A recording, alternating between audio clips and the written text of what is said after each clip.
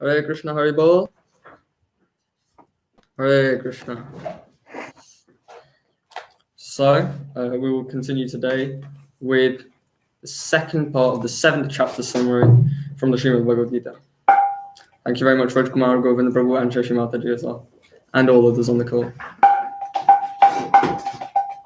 Namo Vishnu Padhaya Krishna Peshtaya Bhutale Srimate Bhakti Vedanta Swami Iti Namine Namaste Saraswati Devi Gauravani Pracharine Nirvishesha Shunyavadi Paschatya Deshatarine Shri Krishna Chaitanya Prabhu Nityananda Shri Advaita Gadadhar Shivasadi Gaura Bhaktavinda Jaya Shri Krishna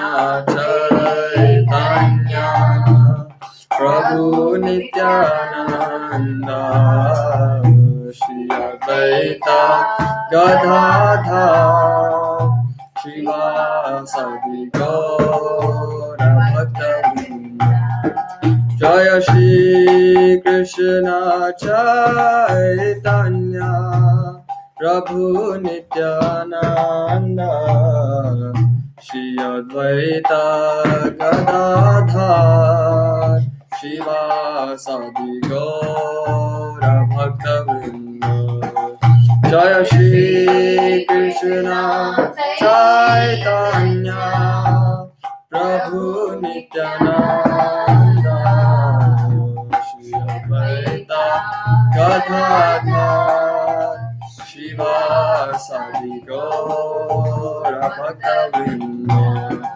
Hare Krishna Krishna Krishna Hare Hare Hare Rama Rama Rama Hare Hare Hare Krishna Krishna Krishna Hare Hare Hare Rama Rama Rama Hare Hare Krishna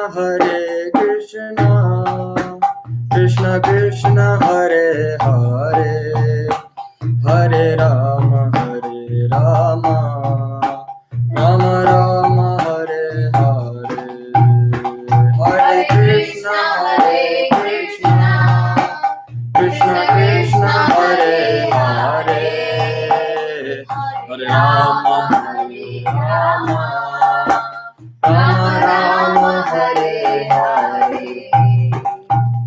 Hare Krishna Krishna Krishna Hare Hare Hare Ram Ram Hare Hare Hare Krishna Krishna Krishna Hare Hare Hare Ram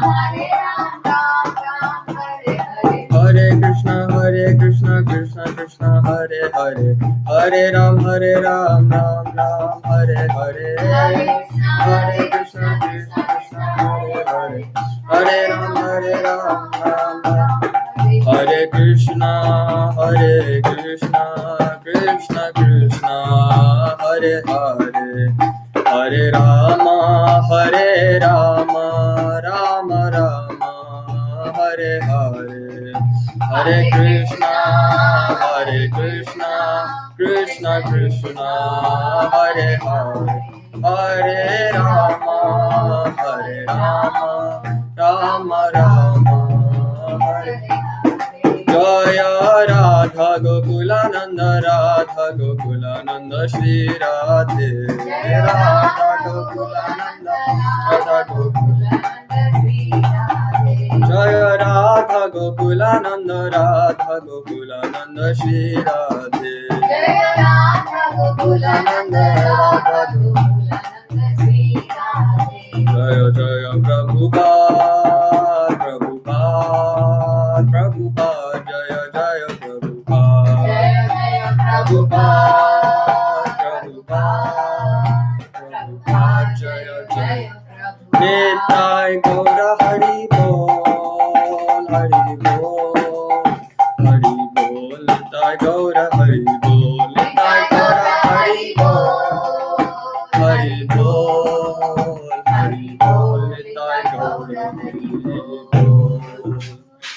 Shri Harinam Sankirtan Yagya ki Jai. Hare Krishna Maha Mantra ki Jai.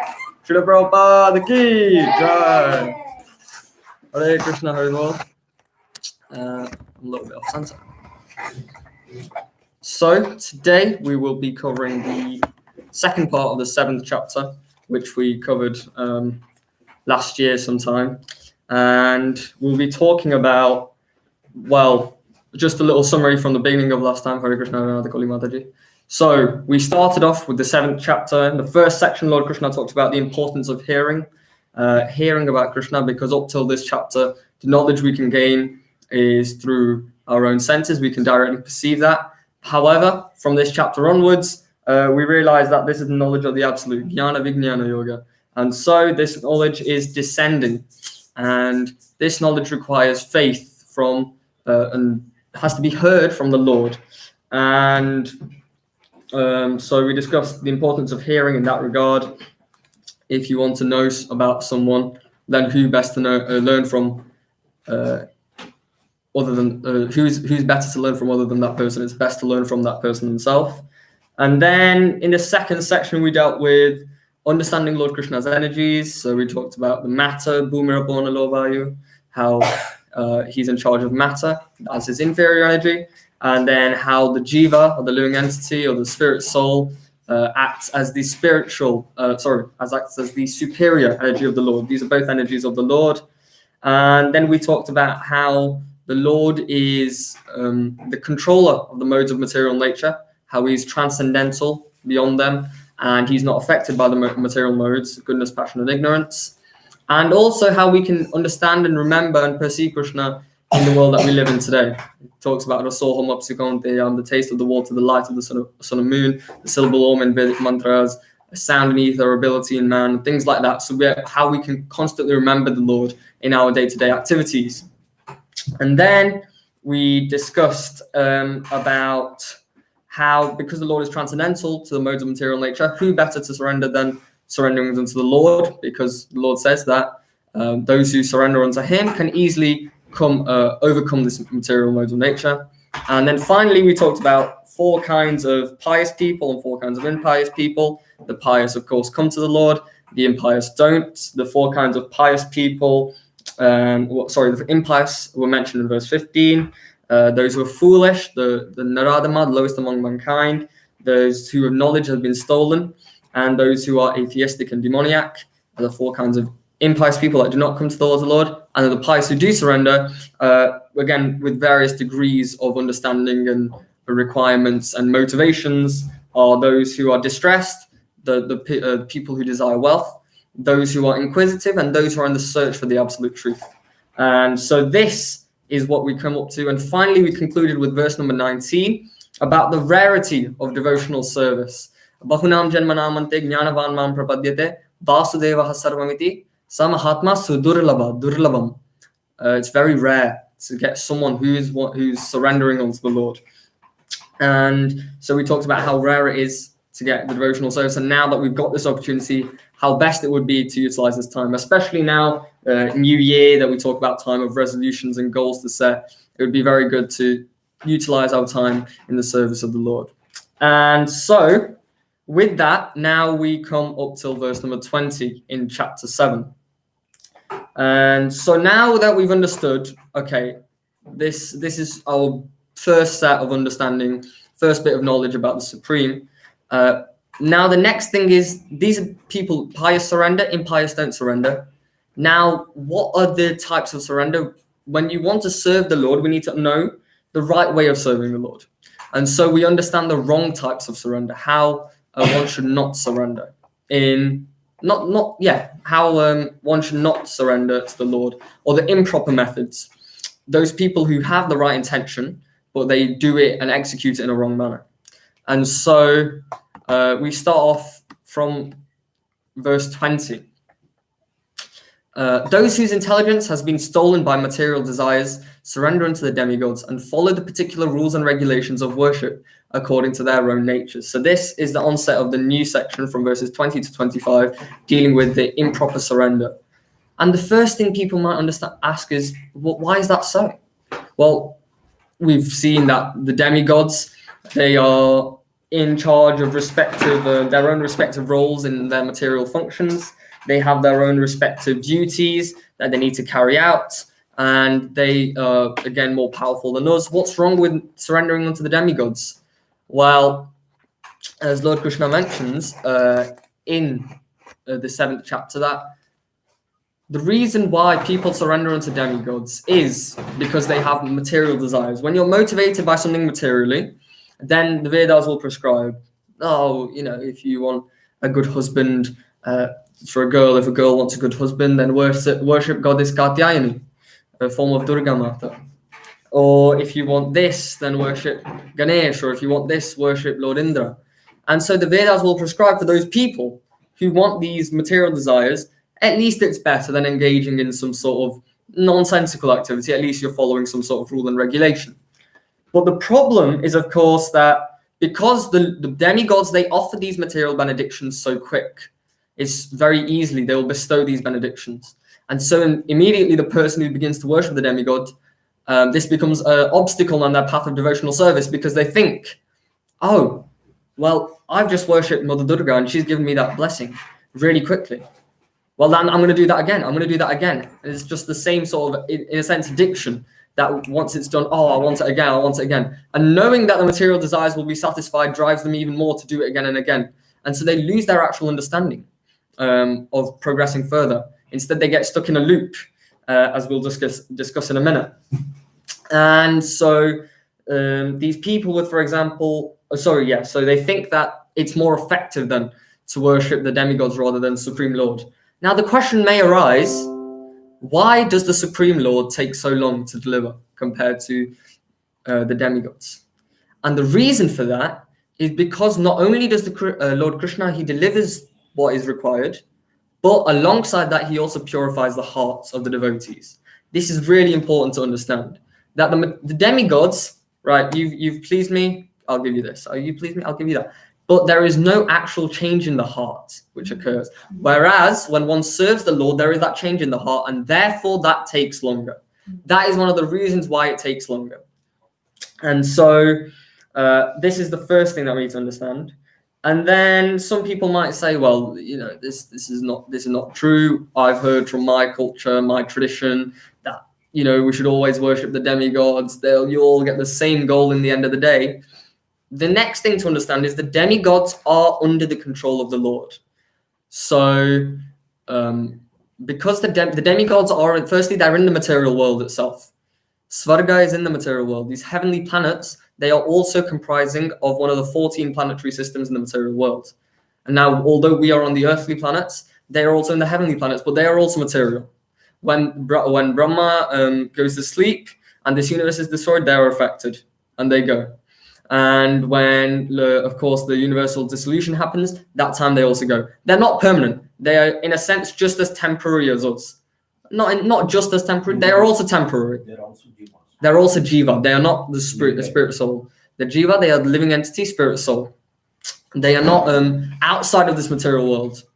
And so, therefore, they are also affected in the same way that we are by the material nature in that sense. That if one serves the Lord, then they will go to the Lord. Whereas one serves the demigods and they go to the demigods. When the demigods go, they go as well. And so that is the difference.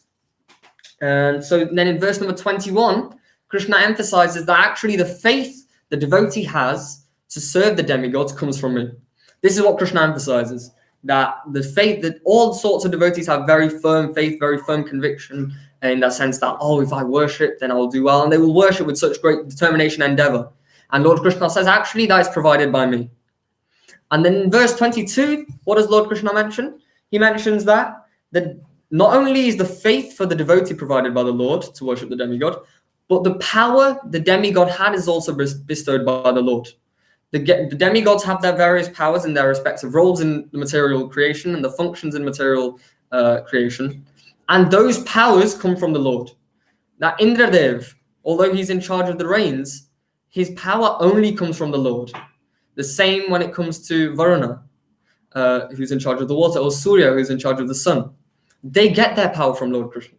So the Lord is the source of the faith for the devotee, and the Lord is the source of the power that the demigods have, with which they can then bestow the fruits of the results which the demigods can give. That's also through the Lord. And so then this might seem like some sort of abstract principle now. I just mentioned, okay, the faith comes from the Lord, then the demigods also, they get their power. Let's see an example of this. And so there's this wonderful story in the 5th canto of Srimad Bhagavatam, the 9th chapter, of Jada Bharat. Bharat Maharaj is a king, and he goes to the forest. He goes to the forest after he retires from his kingly affairs. Great king, very devoted to the Lord. And he goes to the forest, and somehow or other, we're not going to get into the details of the story, but somehow or other, he gets really attached to this baby deer after its mother dies. And so he raises the baby deer as his own. He raises it, takes care of it, constantly feeding it, letting it go to sleep, making sure it plays. And so he's constantly taking care of this deer. And then what happens is that one time, this deer leaves him. So he's doing all his whatever rituals he's doing and services he's doing, but every time he's doing maybe arti, and then he's having a quick look at the deer, because the deer is in consciousness, because he's so attached to this baby deer. And then, when he's meditating or he's chanting, whatever, he's always thinking of the deer. And somehow or other, the deer ends up leaving him. And so he becomes very agitated. And he can't get the deer out of his mind. The baby deer, is it okay? Has it been eaten by the lions?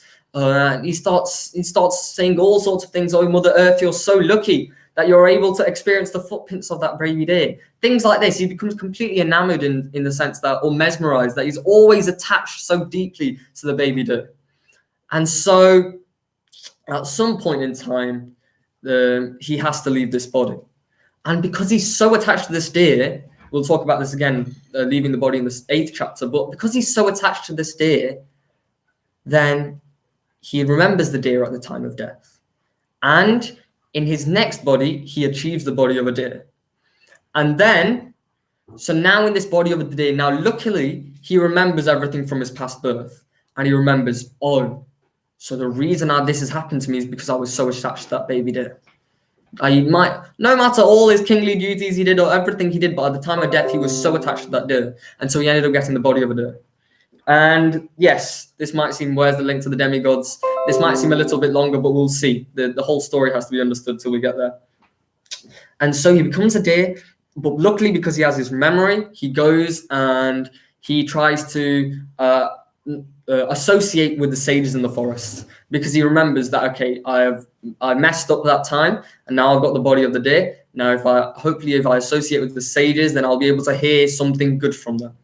And so in that way, he lives his deer life. And again, as is natural, at the time of death, he passes away from that deer body. And because of his association with the sages and constantly hearing what they were saying and their intellectual their talks about the Supreme Lord, etc., he was able to get the body of a human again. And so now he was given the body of a human. Now he still had the memory from the previous 2 births, and he thought, okay, I've got the chance again. I can't mess up. And so what does he do? He has a little plan.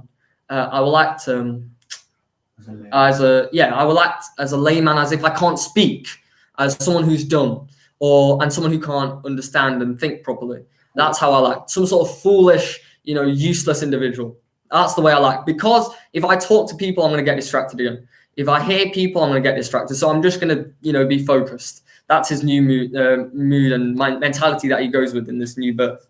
And so, his father's a Brahmin, and he thinks, oh, well, he can't do anything. He can't even learn any of these mantras or anything. And so they think, okay, you know what? Let's put him in the field as a scarecrow.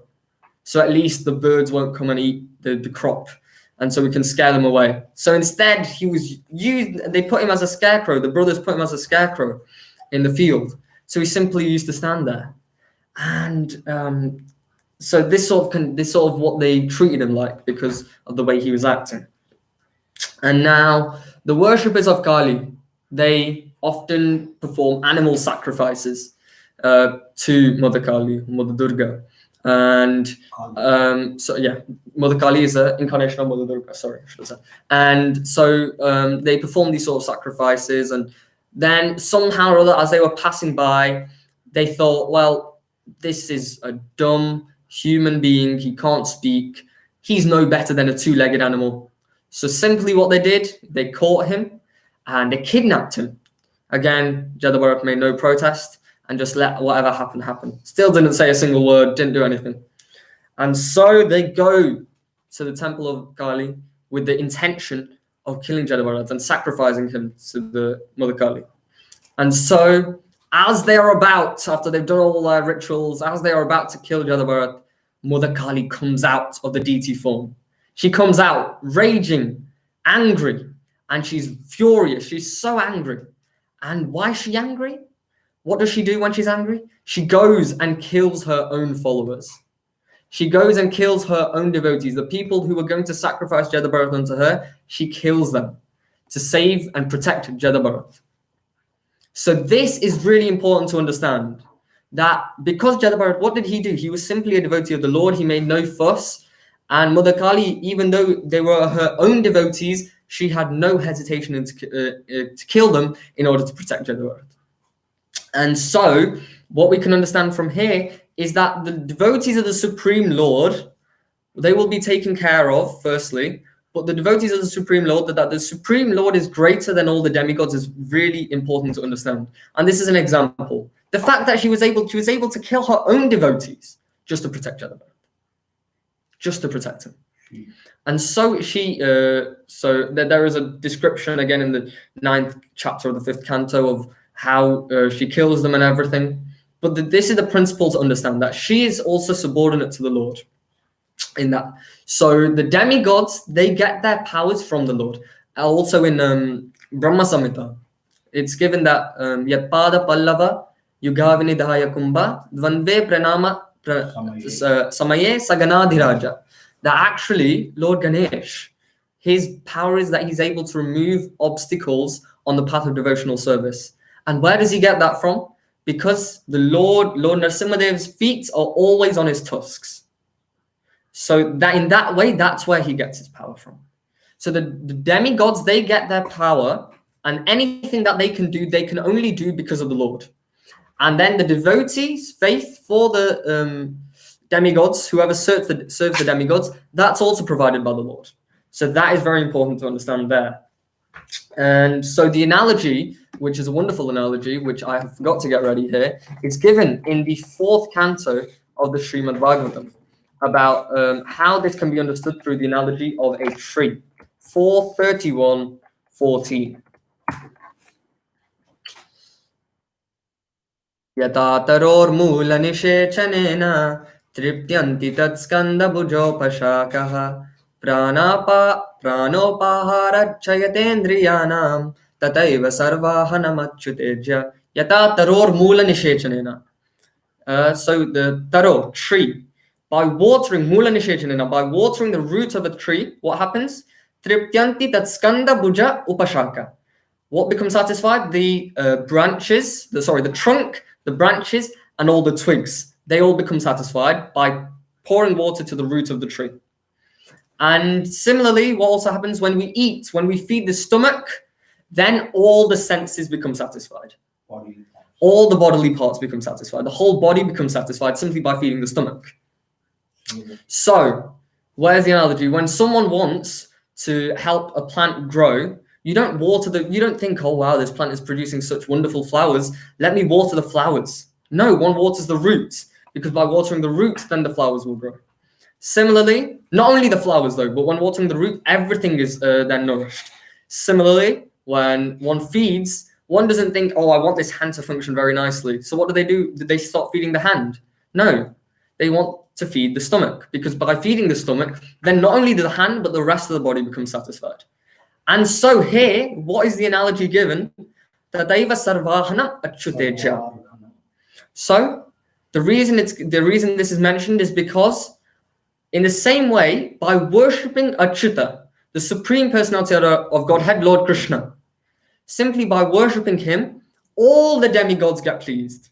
What to speak of all the demigods? Everyone becomes pleased. But in this particular analogy, because we're talking about the demigods, we can say the demigods become pleased simply by worshipping Lord Krishna. And so this is the fundamental idea we need to understand. Because Lord is like the root, everything functions because of the Lord, whether that be the demigods or the humans. Anything happens because the Lord is the root. And so by watering the root of the tree, the whole tree becomes nourished. In the same way, by serving the Lord, not only does the Lord become happy, but when the Lord is happy, all these demigods who are devotees of the Lord, they also become happy. And so this is the correct way of worshiping. This is the correct manner of surrender.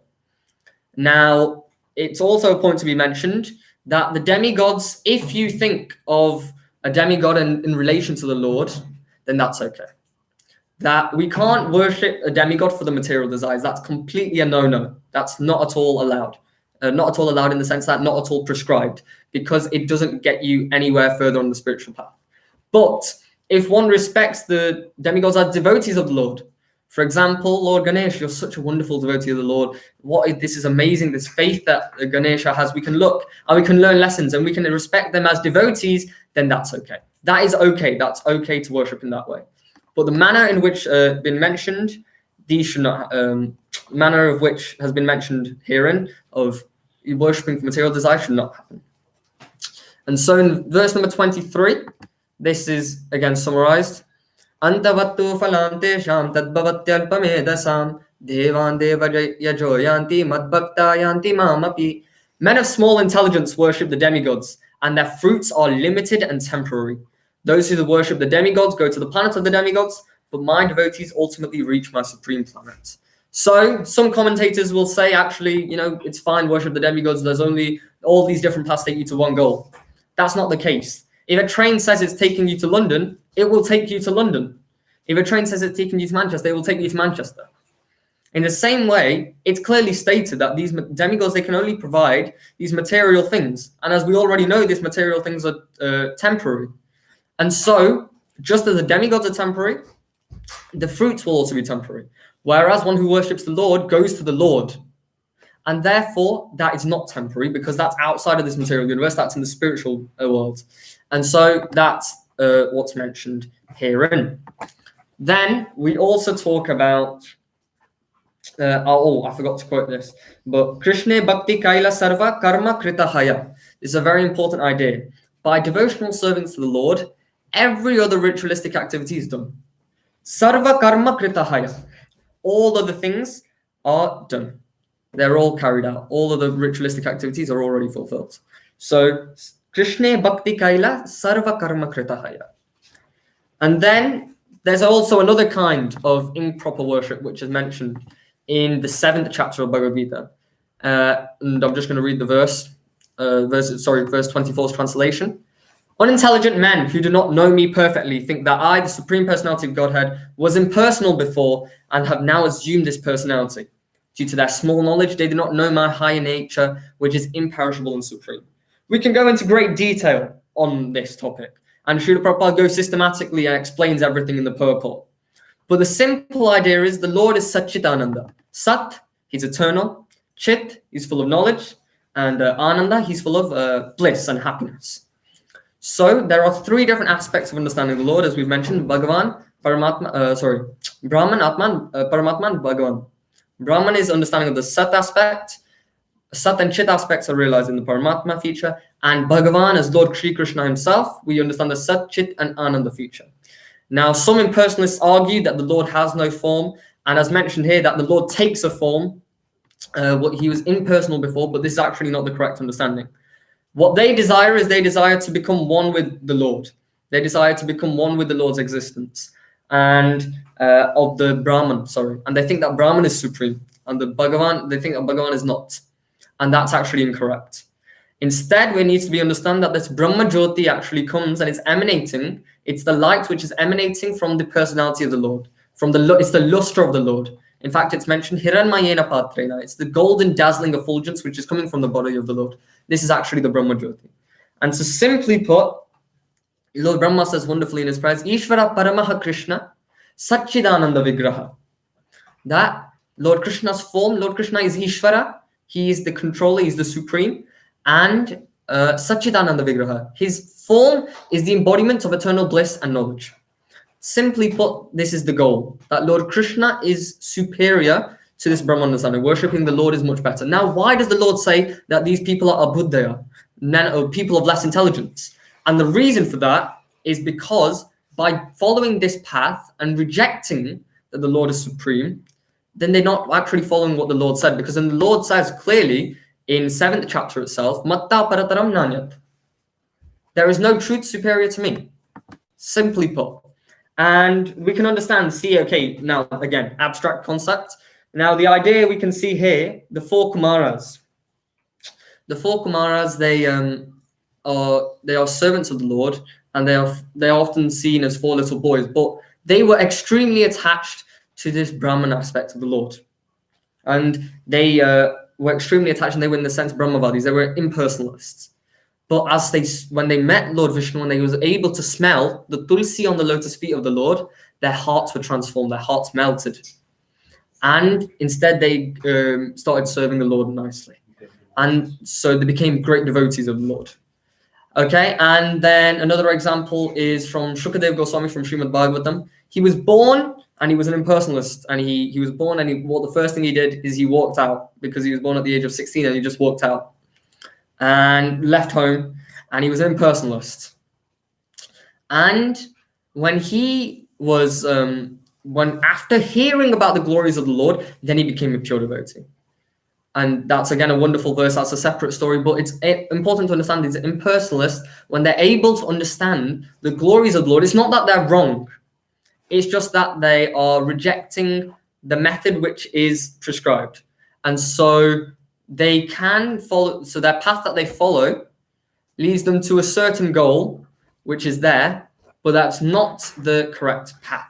For the reason mentioned, that it only leads to a certain level, whereas bhakti goes even further beyond that, where one can engage in devotional service for the Lord. And so Shukadev Goswami, even he became a devotee of the Lord. I've quoted this verse many times, some would say too many, but it's a very important idea that we understand. Atma Ramascha Munayo Nirgranto Pirukrame Kurvanna Haitukim Bhakti Mittam Bhuta Gunohari. Atma Rama, someone who's self-satisfied. Now, these people who often understand impersonalists, they are generally just the maximum level they can come to is self-satisfaction. And so even those people, what do? Even though they are fully happy, they are self-satisfied.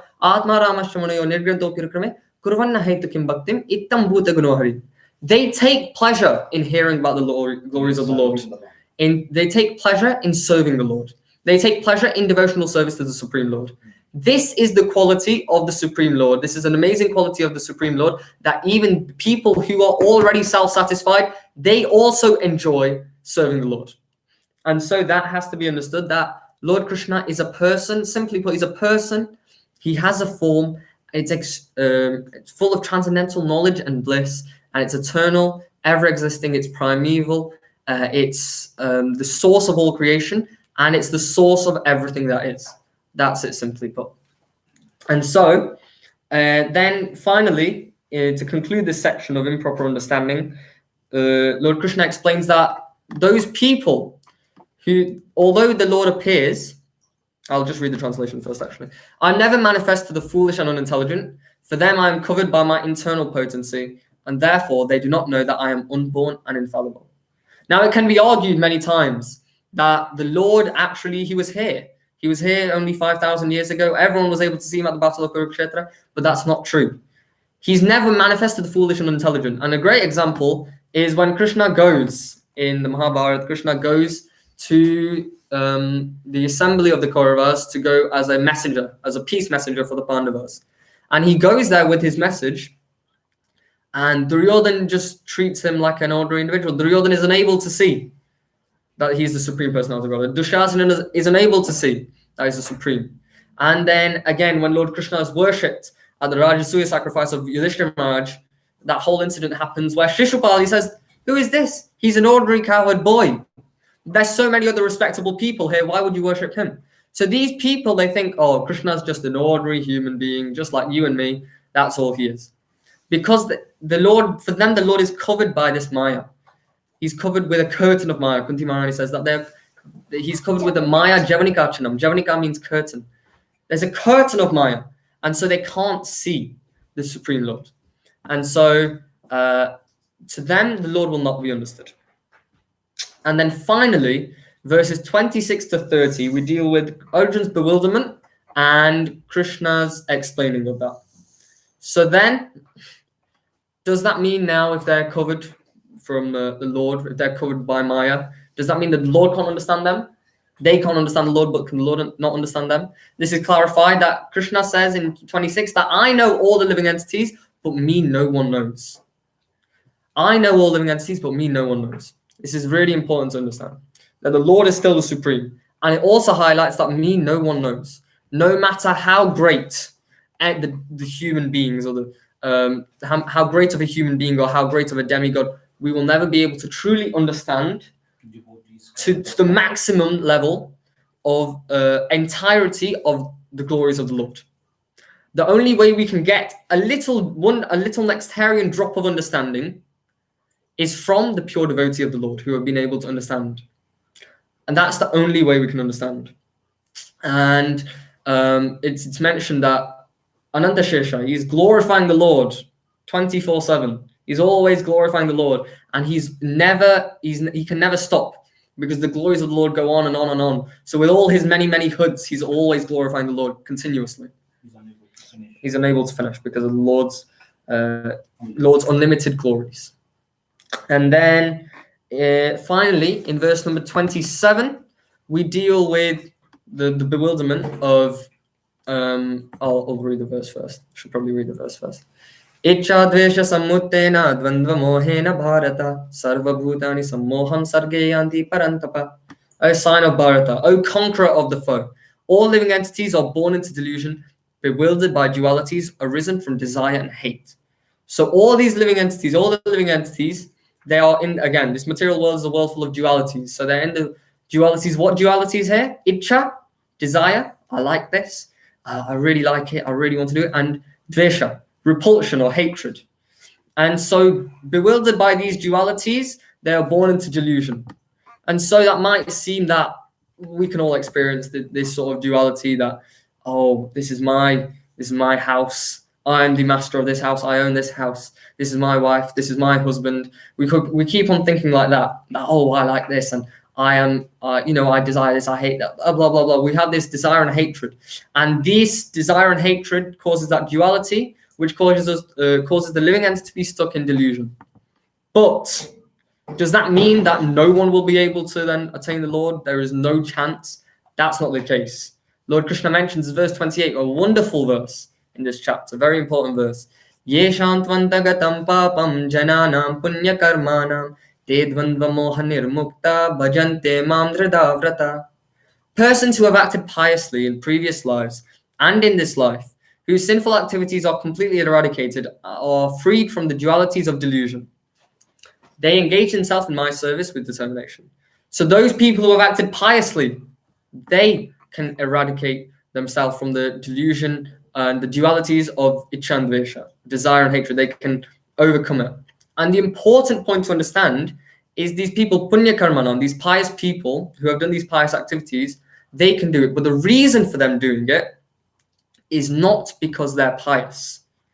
Because what actually happens is, the really important idea to get across here is that the piety attracts the mercy of the pure devotee of the Lord. And when the piety attracts the pure mercy of the mercy of the pure devotee of the Lord, then one is able to make spiritual advancement, and therefore they can overcome the desires of the delusion of the material world and the duality of desire and hatred. And so a wonderful example of this is Dhruva Maharaj. Dhruva Maharaj, after a certain incident, he decides to go into the forest, and he's desiring, what is his desire? I want a palace, I want a kingdom, which is greater than that of Lord Brahma's. I want a kingdom like that. And so he goes into the forest. Why forest? Because there's sages there, so we can hear something about the Lord. And because of his pious activities, who does he meet? He ends up meeting Narad Muni. And then because Narad Muni instructs him, he takes up the chanting of Om Namo Bhagavate Vasudevaya. And so then he's able to not only he's able to see the Lord, but he's able to attain the supreme destination. And the reason for that is Narad Muni. Because the pure devotee, they catalyze this reaction. As we're going through as someone is becoming pious, they're in the mode of goodness, they're doing pious activities, then the devotees of the Lord, they will, the mercy of the pure devotees of the Lord will allow them to accelerate in their devotional path and allow them to move so much further, so much more quickly.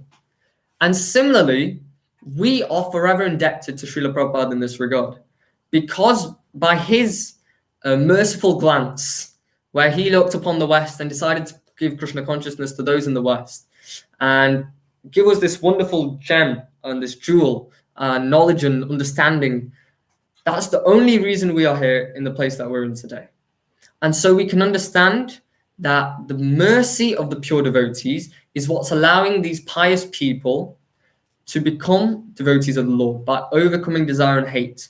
And then not only that, it's also important to understand later on, when they become devotees of the Lord, they become purer devotees, and pure devotees by association with pure devotees. So the pure devotees allow the people who are pious to become devotees, and they also allow the devotees to become pure devotees.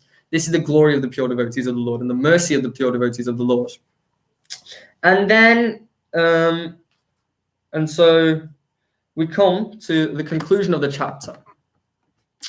And Lord Krishna then goes on to talk a little bit about death. He mentions that in verse number 30, those who are in full consciousness of me, who know me, the Supreme Lord, to be the governing principle of material manifestation of the demigods and all methods of sacrifice, can understand and know me, the Supreme Personality of Godhead, even at the time of death. So all the different levels of understanding, whether it be understanding only the material manifestation, only understanding the demigods, only practicing sacrifices, whatever method one is understanding, the source of all of this is Lord Krishna.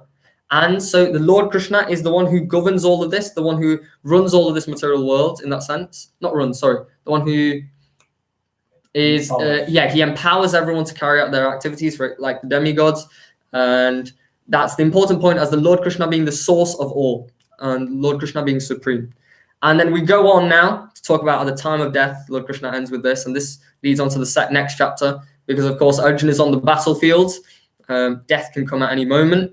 And so the importance again in chapter 8 is then, okay, if death comes, what should be the consciousness for death, etc. So that's dealt with in the next chapter, and that's what goes on to be mentioned. And so from this chapter, now that we've come to a conclusion, we can understand, firstly, that the hearing about Lord is so important. Lord Krishna says in the end of the first verse, Tachshunu. The submissive hearing from who? So the hearing has to be done submissively from the pure devotees of the Lord. And then we will be able to understand the knowledge of the Lord. And then the Lord goes on to describe his energies. The matter being the inferior energy, and then the living entities being the superior energy. So we are also the energy of the Lord. And the energy is controlled by the energetic. And so therefore, the Lord is therefore our controller in that regard. Then the Lord mentions about understanding the modes of material nature. And then it's also mentioned that these modes of material nature work under his guidance. Only those who are surrendered unto him, in verse number 14 he mentions, only those who are surrendered unto him can leave this material, overcome these material modes, because the Lord is transcendent to the material modes. And so those who serve him will also be able to transcend these modes. And then we talk about those who, the pious surrendering unto the Lord, the impious do not surrender. And so there are 4 types of pious and 4 types of impious people, which are mentioned with their various levels of understanding and motivations.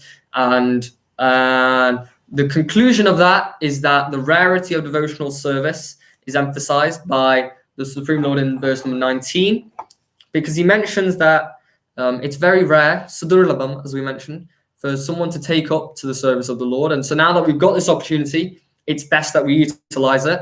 And so that's one of the most important points to take from this chapter. It's mentioned in verse number 3, out of all thousands of men, only some will surrender until it's meant. The same point emphasized in verse 3, 19, and also later in 26. And So the rarity of devotional service cannot be underestimated.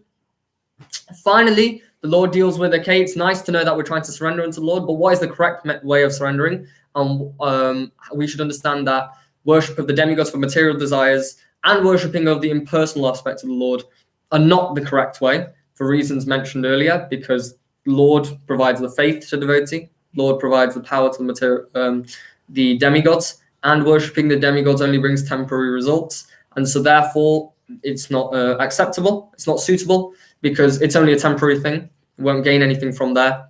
Finally, and then the Lord mentions with regard to impersonalists that also this is also a less intelligent form of worship as well, because by only focusing on that feature and thinking and rejecting the true ultimate form of the Lord as a Supreme Personality of Godhead, Lord Krishna, is also incorrect. And then finally, we understand that the dualities of the material world arise due to this desire and hatred. And the one who is pious can overcome these desires of duality. I keep on saying this wrong. The delusion that arises from the duality. Because those who are pure end up taking the shelter of the pure devotee. So the pious end up taking the shelter of the pure devotee, and the pure devotee will allow them to become the devotee of the Lord. And so in that way, they can overcome the effects of material nature, the dualities of material nature. And so in conclusion, we understand that the Lord is this important point, knowledge of the absolute. What is the principle of knowledge that we need to understand? Lord Krishna is the Supreme Personality of Godhead. Lord Krishna is the Supreme Personality of Godhead. This is the whole point. The thing that we need to realize is Lord Krishna is the Supreme. No matter what level of understanding we understand in this chapter, no matter what sort of aspect we are practicing, that the idea, the Yadadaror Mula verse, that Lord is the root. By serving the Lord, everyone becomes happy.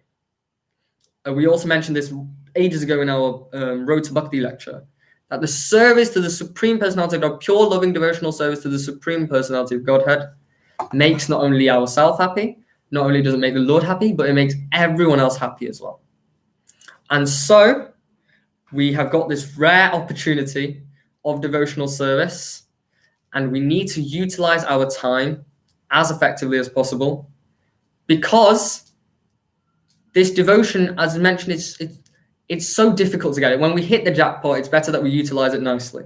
And so we should engage in the devotional service to the Lord, and we should also engage in the chanting of the holy names of the Lord. Hare Krishna, Krishna Krishna, Hare Hare, Hare Rama, Rama Rama, Hare Hare.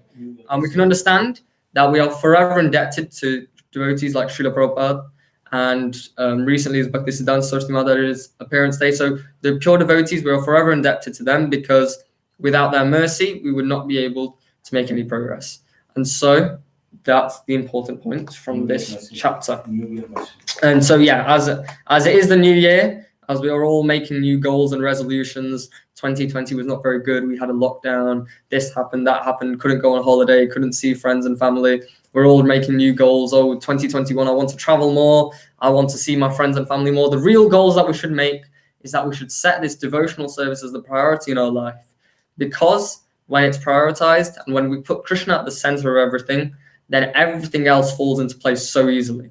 Everything else falls into place so much easily. And by practicing devotional service, we get the true happiness, which is not affected, not temporary and flinching like the happiness of this material world. And so the idea is that whenever we set these goals, the other important to mention is that these goals, we often set them based on motivation and willpower. First 4 or 5 days, everyone goes to gym a lot in New Year. They go to gym, they work hard for maybe 4 or 5 days, right? That's it. Or maybe even if they've got enough motivation until February. But they soon fall down, because willpower is a finite resource. Motivation and determination is only finite. But if we root our motivations and determinations in proper practice of devotional service, then we will be able to carry on. This material world is always full of ups and downs, and the only way we will be able to carry out activities in an equipoised manner, without reacting too much to the happiness and success, happiness and distress, which is given in the material world, is through the service of the Lord. So the devotional service should be set as the highest goal. And I think, I'm pretty sure that's all we have for today. The next class will be on the 17th of January, where we will deal with chapter 8, Attaining to the Supreme. It's a very beautiful chapter, and it's very practical, because in the end of the day, we are temporary. We are human. We think that we won't die, but we will at some point. And so it's not about avoiding death. It's about how to deal and what is the right consciousness. And it's very beautiful chapter, very wonderful chapter. And we'll be able to speak more about that next time. If there are any questions or comments, please do put them in the chat. We'll just wait 1 minute and we'll see what people have to say.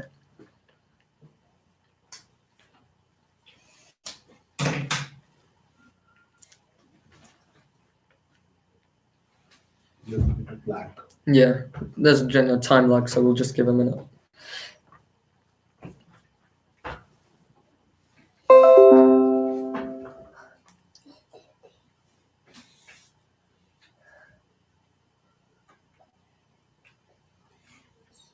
It doesn't look like there are any comments.